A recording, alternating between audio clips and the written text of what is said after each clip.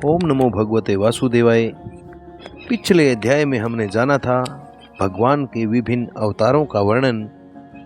अब हम इस अध्याय में जानेंगे इस प्रकार से कौन कौन से मनुष्य अर्थात सतयुग में भगवान की पूजा कैसे करते थे, द्वापर में कैसे करते थे, त्रेता युग में भगवान की पूजा कैसे करते थे और अब कलयुग में भगवान की पूजा लोग कैसे करते हैं, तथा इन तीनों युगों में अर्थात इन तीनों युगों के अंदर से लोग क्यों कलयुग में जन्म लेना चाहते हैं।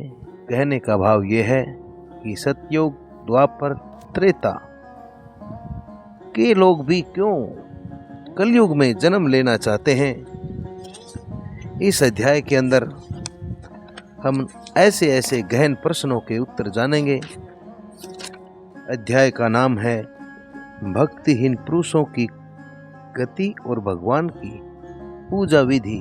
भगवान की पूजा हमें कैसी करनी चाहिए और जो भक्ति से हीन पुरुष हैं वो किस प्रकार की गति को प्राप्त होते हैं।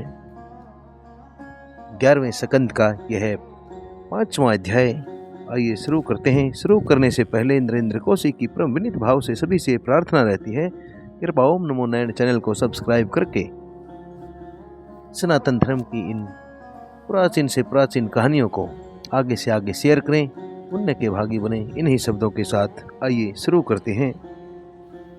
राजा निमि ने जब योगेश्वरों से पूछा, हे योगेश्वरों, आप लोग तो श्रेष्ठ आत्मज्ञानी और भगवान के परम भगत हैं, कृपा करके मुझे यह बतलाइए कि जिनकी कामनाएं, जिनकी इच्छाएं शांत नहीं हुई हैं, लौकिक और परलौकिक भोगों की इच्छाएं मिटी नहीं हैं, मन और इंद्रियां भी उनके वश में नहीं हैं, तथा जो प्राय भगवान का भजन भी नहीं करते, ऐसे लोगों को कौन सी गति प्राप्त होती है।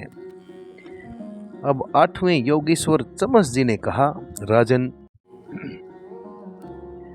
विराट नारायण पुरुष के मुख से सत्व प्रदान ब्राह्मण, भुजाओं से सत्व रज प्रदान अक्षत्रिय, जांघों से रज और तम प्रदान वैश्य और उनके चरणों से तमह प्रदान शूद्र की उत्पत्ति हुई है। कहने का भाव यह है कि भगवान विराट स्वरूप नारायण के मुख से ब्राह्मणों की उत्पत्ति, उनकी भुजाओं से क्षत्रियों की, जांघों से वैश्यों की और उनके चरणों से शूद्र की उत्पत्ति हुई है, और उन्हीं की जांघों से गृहस्थाश्रम, हृदय से ब्रह्मचर्य आश्रम, वक्षस्थल से वानप्रस्थ और मस्तक से संन्यास, ये 4 प्रकार के आश्रम प्रकट हुए हैं। इन चारों वर्णों और आश्रमों के जन्मदाता स्वयं भगवान ही हैं। वही इनके स्वामी, वही नियंता और आत्मा भी हैं। इसलिए इन वर्ण और आश्रम में रहने वाला जो मनुष्य भगवान का भजन नहीं करता बल्कि उल्टा उनका अनादर करता है, वह अपने स्थान, वर्ण, आश्रम और मनुष्य योनि से भी दूर हो जाता है और उसका अधः पतन हो जाता है। बहुत सी स्त्रियां और शूद्र आदि भगवान की कथा और उनके नाम कीर्तन आदि से कुछ दूर पड़ गए हैं।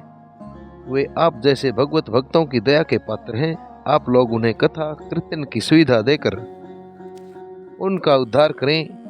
ब्राह्मण, क्षत्रिय और वैश्य जन्म से, वेद अध्ययन से और यज्ञोपवीत आदि संस्कारों से भगवान के चरणों के निकट तक पहुंच चुके हैं, फिर भी वे वेदों का असली अर्थ न समझकर अर्थवाद में लगकर मोहित हो जाते हैं, अर्थात धन कमाने के चक्कर में ही मोहित हो जाते हैं। उन्हें क्रम का रहस्य मालूम नहीं है। मूर्ख होने पर भी वे अपने को पंडित अर्थात विद्वान मानते हैं और अभिमान में अकड़े रहते हैं। वे मीठी मीठी बातों में भूल जाते हैं और केवल वस्तु शून्य शब्द माधुरी के मोह में पड़कर चटकीली भड़कीली बातें किया करते हैं। रजोगुण की अधिकता के कारण उनके संकल्प बड़े घोर होते हैं। इच्छाओं की तो उनकी कोई सीमा ही नहीं रहती। उनका क्रोध भी ऐसे होता है जैसे सांप का क्रोध होता है।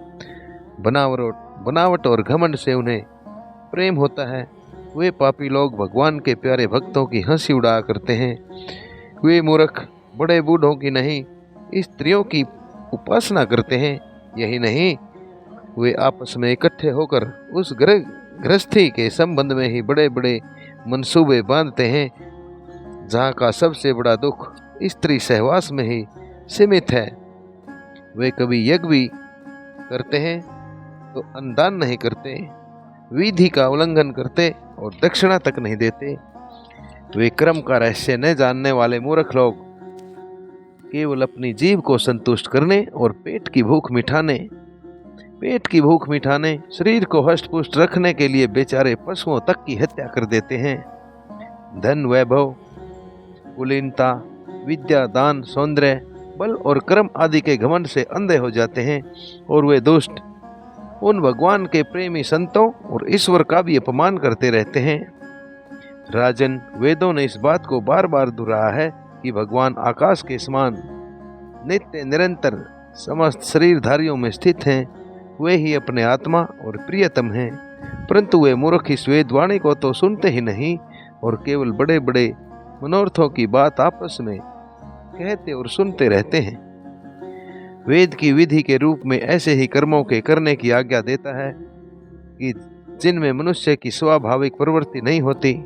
संसार में देखा जाता है कि मैथुन, मांस और शराब की और प्राणी की स्वाभाविक प्रवृत्ति हो जाती है, तब उसमें प्रवृत्त करने के लिए विधान तो हो ही नहीं सकता। ऐसी स्थिति में विवाह, यज्ञ और श्रोत्रामणि यज्ञ के द्वारा ही जो उनके सेवन की व्यवस्था दी गई है, अर्थात इच्छा अनुसार इच्छाएं पूरी करने वाले यज्ञ के द्वारा ही जो उनके करने की व्यवस्था दी गई है, उसका अर्थ है लोगों की उच्छृंखल प्रवृत्ति को नियंत्रण करना, उनका मर्यादा में स्थापित हो जाना, वास्तव में उनकी ओर से लोगों को हटाना ही श्रुति को अभीष्ट है।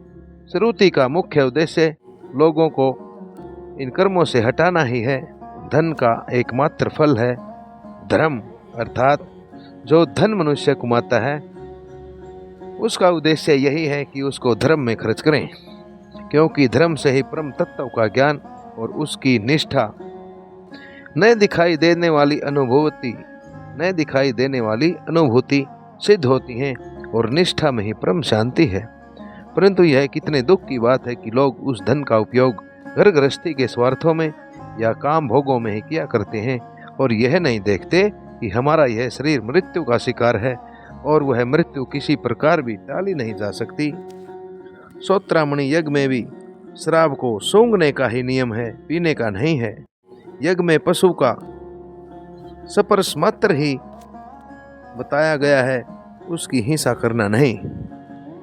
इसी प्रकार अपनी धर्म पत्नी के साथ सहवास की आज्ञा भी विषय भोग के लिए नहीं है, बल्कि धार्मिक परंपरा की रक्षा के लिए, संतान उत्पन्न करने के लिए ही दी गई है। परंतु जो लोग अर्थवाद के वचनों में फंसे हैं, विषयी और भोगी हैं, वे अपने इस विशुद्ध धर्म को जानते ही नहीं हैं। जो इस विशुद्ध धर्म को नहीं जानते वे घमंडी वास्तव में तो दुष्ट हैं, परंतु समझते हैं अपने आप को श्रेष्ठ। वे धोखे में पड़े हुए लोग पशुओं की हिंसा करते हैं और मरने के बाद वे ही पशु उन मारने वालों को खाते हैं। यह शरीर मृतक शरीर है, इसके संबंधी भी इसके साथ ही छूट जाते हैं। जो लोग इस शरीर से तो प्रेम की गांठ बांध लेते हैं और दूसरे शरीरों में रहने वाले अपने ही आत्मा और सर्वशक्तिमान भगवान से द्वेष करते हैं, उन मूर्खों का अधः पतन निश्चित है। जिन लोगों ने आत्मज्ञान पूरा करके केवल मोक्ष नहीं प्राप्त किया है और जो पूरे मूर्ख भी नहीं हैं, वे अधूरे न इधर के हैं और न उधर के हैं। वे धन, धर्म, काम इन तीनों चीज़ों में फंसे रहते हैं। एक क्षण के लिए भी उन्हें शांति नहीं मिलती। वे अपने हाथों अपने पैरों में कुल्हाड़ी मार रहे हैं। ऐसे ही लोगों को आत्मघाती कहते हैं। अज्ञान को ही ज्ञान मानने वाले इन आत्मघातियों को कभी शांति नहीं मिलती। इनके कर्मों की परंपरा कभी शांत नहीं होती। काल भगवान सदा सर्वदा इनकी इच्छाओं पर पानी फेरते रहते हैं। इनके हृदय की जलन दुख कभी मिटने का नाम नहीं लेता।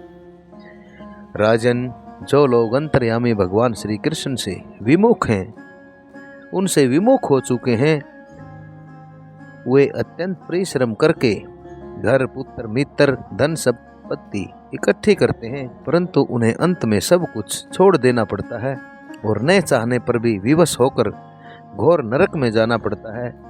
भगवान का भजन न करने वाले विषयी पुरुषों की यही गति होती है। राजा निमि ने आगे पूछा, योगेश्वरों, आप लोग कृपा करके मुझे यह भी बतलाइए कि भगवान किस समय किस रंग का कौन सा आकार स्वीकार करते हैं और मनुष्य किन नामों और विधियों से उनकी उपासना करते हैं। अब 9वें योगेश्वर करभाजन जी ने कहा, राजन, 4 युग हैं, सत्य, त्रेता, द्वापर और कली, अर्थात सतयुग, त्रेता, द्वापर और कलयुग। इन युगों में भगवान के अनेकों रूप, नाम और आकृतियां होती हैं तथा भिन्न भिन्न विधियों से उनकी पूजा की जाती है। सतयुग में भगवान के श्री विग्रह का रंग होता है सफेद, अर्थात सतयुग में भगवान का जो रूप है उसका रंग सफेद होता है। उनकी 4 भुजाएं और सिर पर जटा होती है और वे पत्तों के वस्त्र पहनते हैं।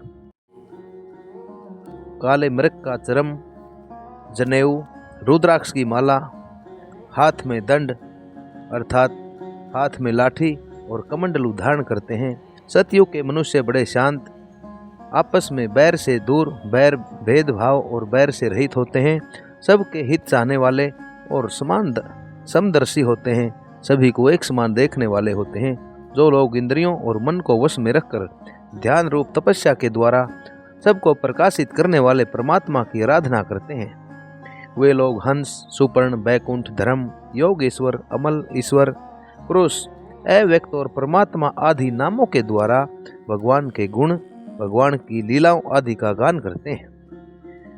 राजन, त्रेता युग में भगवान के श्री विग्रह का रंग लाल होता है, अर्थात भगवान के रूप का जो रंग है वो लाल होता है। 4 भुजाएं होती हैं और कटी भाग में वे 3 मेखला धारण करते हैं, अर्थात जो कमर का भाग है इसमें 3 बेल्ट टाइप का वस्त्र धारण करते हैं। उनके केश सुनहले होते हैं और वे वेद प्रतिपादित यज्ञ के रूप में रहकर शुक्र सरुआ अर्थात एक लकड़ी का सा बर्तन जिससे हवन में घी डालते हैं आदि यज्ञ पात्रों को धारण किया करते हैं। उस युग के मनुष्य अपने धर्म में बड़ी निष्ठा रखने वाले और वेदों का अध्ययन करने वाले बड़े प्रवीण होते हैं। वे लोग ऋग्वेद, यजुर्वेद और सामवेद के द्वारा सर्वदेव स्वरूप देवादिदेव भगवान श्री हरि की पूजा करते हैं। त्रेता युग के अधिकांश लोग विष्णु, यज्ञ, प्रश्निगर्भ, सर्वदेव, शक्तिशाली, वर्षा कपि अर्थात वर्षा करने वाले, जयंत अर्थात विजयी और उरु गाय प्रशंसा करने वाले आदि नामों से उनके गुण और लीलाओं का कीर्तन करते हैं। कहने का भाव यह है कि लोग इनको अनेक नामों से, जैसे सभी देवों के देव, हे वर्षा कपि, हे जयंत, हे उरु गाय आदि नामों से पुकारते हैं और उनकी लीलाओं का वर्णन करते हैं। राजन, द्वापर युग में भगवान के श्री विग्रह का रंग होता है सांवला। वे पीले कपड़े तथा शंख, चक्र, गदा आदि अपने साथ शस्त्रों को धारण करते हैं। छाती के भाग पर श्री वत्स का चिन्ह होता है।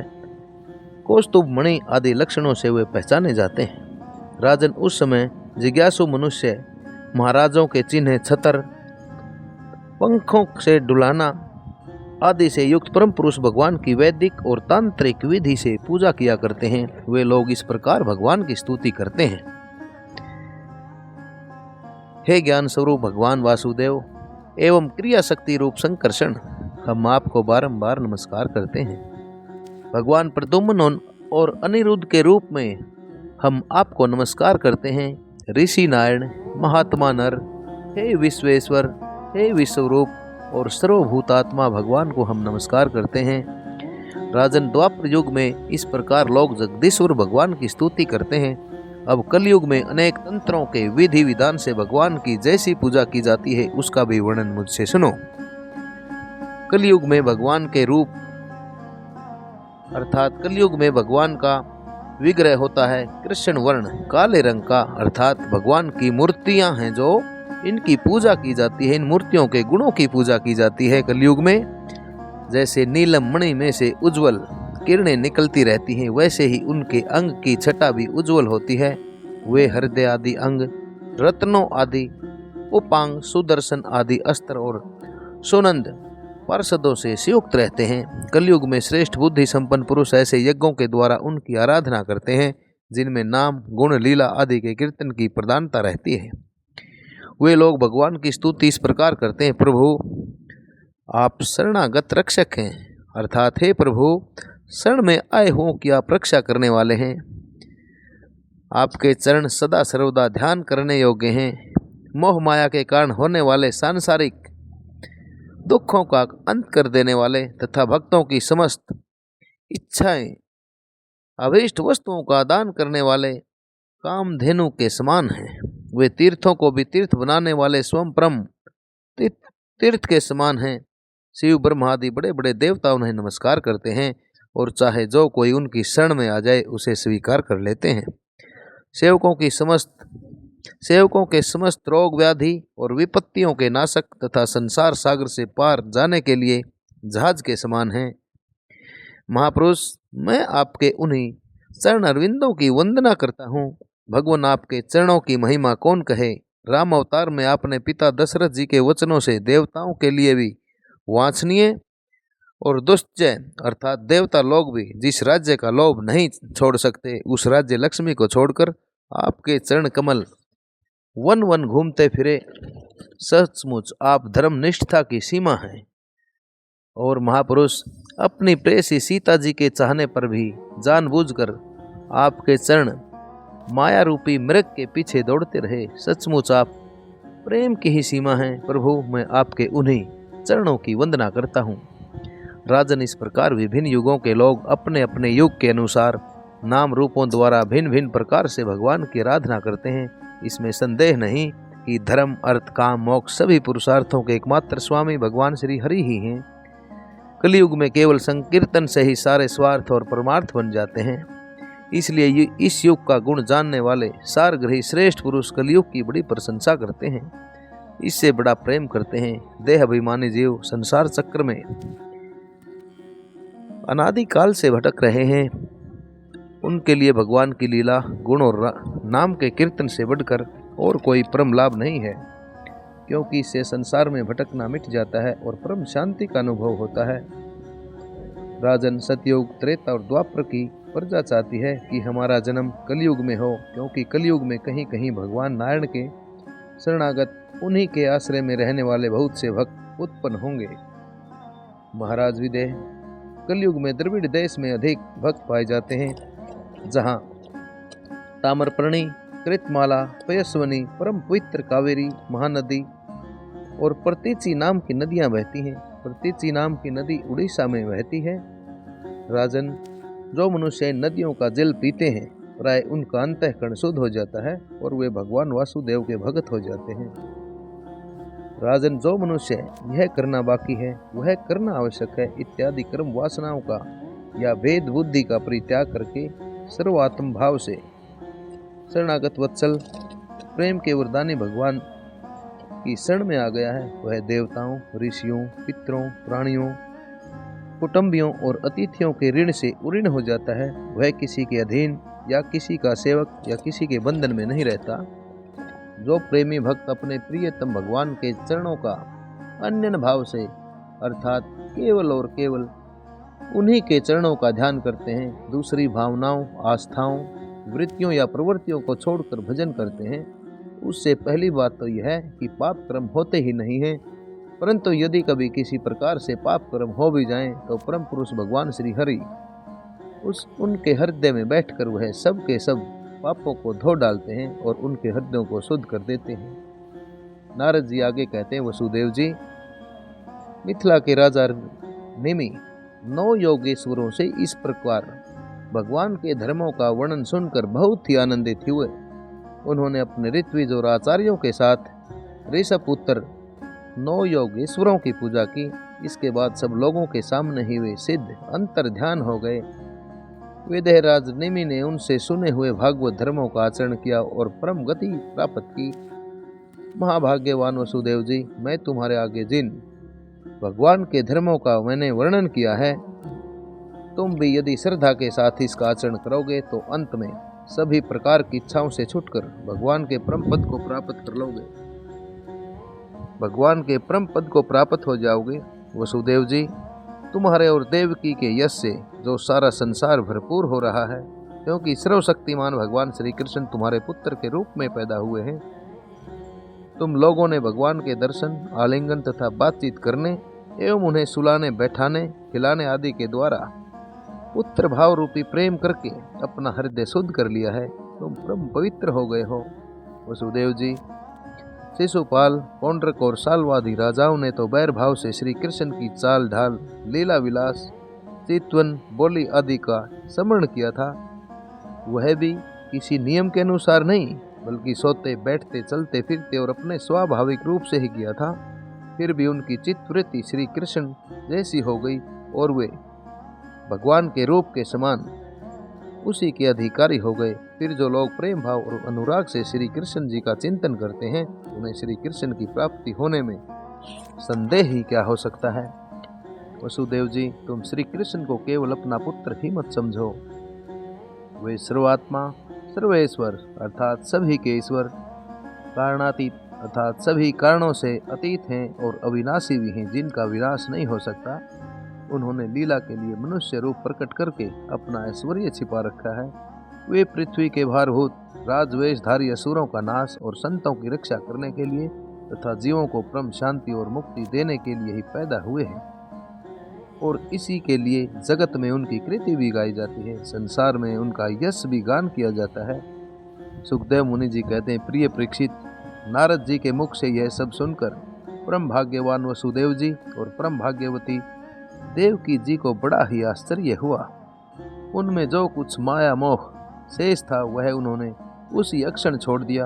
राजन, यह इतिहास परम पवित्र है। जो एकाग्रचित से इसे धारण करता है, सुनता है, सुनाता है, वह अपना सारा शौक और मोह दूर करके ब्रह्म पद को प्राप्त हो जाता है। 11वें स्कंद के 6ठे अध्याय में, अगले अध्याय में हम सुनेंगे देवताओं की भगवान से सौधाम सिधारने के लिए प्रार्थना और यादवों को प्रभास क्षेत्र जाने की तैयारी करते देखकर उद्धव जी का भगवान के पास आना। आप सभी श्रोताओं द्वारा 11वें स्कंद का यह 5वां अध्याय सर्वित किया गया। नरेंद्र कौशिक की सभी श्रद्धालुओं से परम विनीत भाव से, परम हृदय से ये बारंबार प्रार्थना रहती है कि भगवान की इन पुरानी से पुरानी कहानियों को सुनने के लिए ओम नमो नारायण चैनल को अवश्य सब्सक्राइब करें तथा आगे से आगे इन पुण्यमयी कथाओं को शेयर करें, सुनते रहें, सुनाते रहें। सभी को ओम नमो भगवते वासुदेवाय, ओम नमो भगवते वासुदेवाय, ओम नमो भगवते वासुदेवाय।